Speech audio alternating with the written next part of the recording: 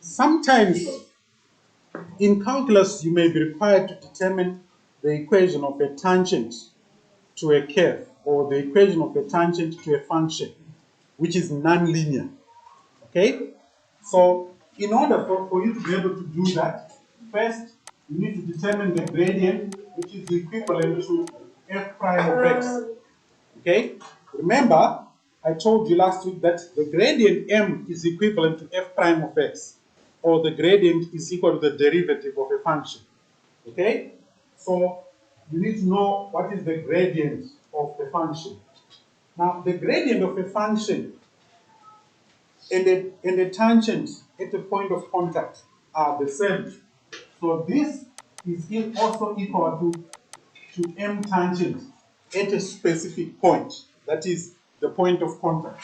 So if I sketch a quadratic function, because you haven't done the cubic yet, if I draw a quadratic function like that, then if I sketch a tangent to it at that point there, the gradient at this point of contact of the function is equal to the gradient of the tangent.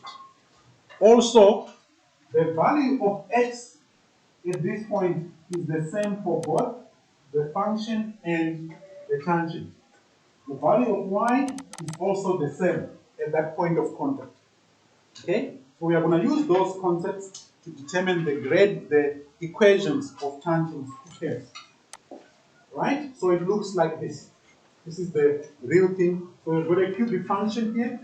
Okay? So we've got a point there. There's a tangent passing through that point. The value of x, which in this case we can call it a, okay, is the same for both f, which is our curve, and the tangent. The value of y, in terms of function notation, it will be equal to f of a. If x is equal to a, means y will be equal to f of a. Okay? So, if you want to find the equation of the tangent, you have to find the derivative of that function at that point. Okay? Whereby you find the f prime of x, then you substitute the value of x equal to a to get the gradient of the function. That gradient of the function is the same as the gradient of the tangent at the point of contact. To determine the value of y here, we need the value of x, so we can substitute the value of x into the equation of the function. Then we determine y. Alright? So I'm going to do that. Better I do an example here. Okay? Better I do an example.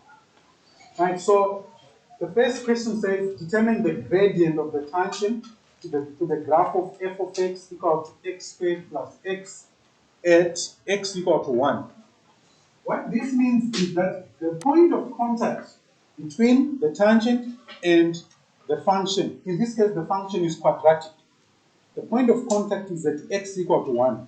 So the question is asking us to determine the gradient of the function at x equal to 1, which is also equivalent to the gradient of the tangent. Okay? So A1, we write our function f of x equal to x squared plus x. Alright? Remember, what you are trying to find is the gradient of the tangent. That gradient of the tangent is equivalent to the gradient of the function at the point of contact. So we find f prime of x.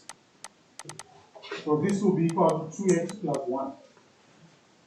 Okay? If you have been practicing, you should know that the derivative of a quadratic function is linear. Okay? If you have been practicing. The derivative of a linear function is a constant. The derivative of a cubic function is a quadratic function.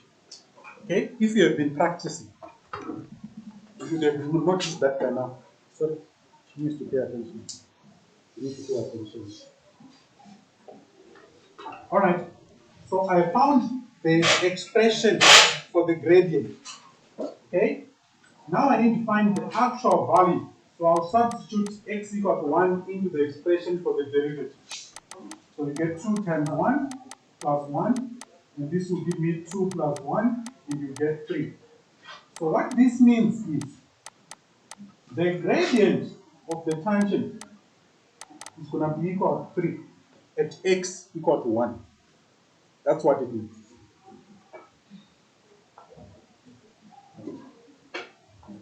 Please be aware that going forward, when we are finding derivative, we use rules. You only use the definition of a derivative from first principles if the question asks you to do so. But in most cases, you just have to find the derivative using rules. So that's what I've done there. Okay, this is very easy. Okay, then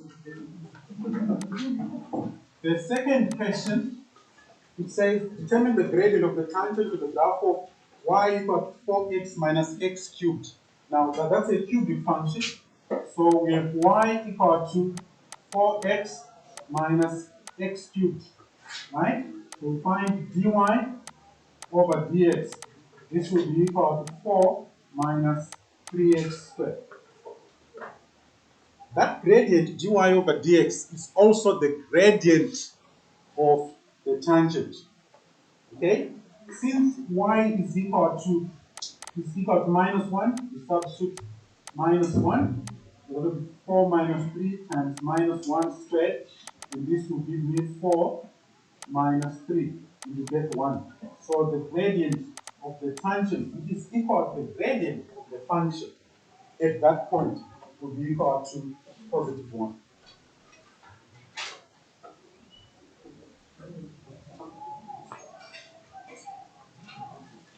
Are you following that? Those of you who are not paying attention, you are going to disadvantage yourself because in the June exam, there is a question on finding the equation of the tangent. For you to find the equation of a tangent, you need to know what is the gradient of that tangent first. So these first two questions, we are only asking the gradient, not the equation. Okay? So this is how we find the gradient of the tangent at a specific point of contact. Right, can I get what?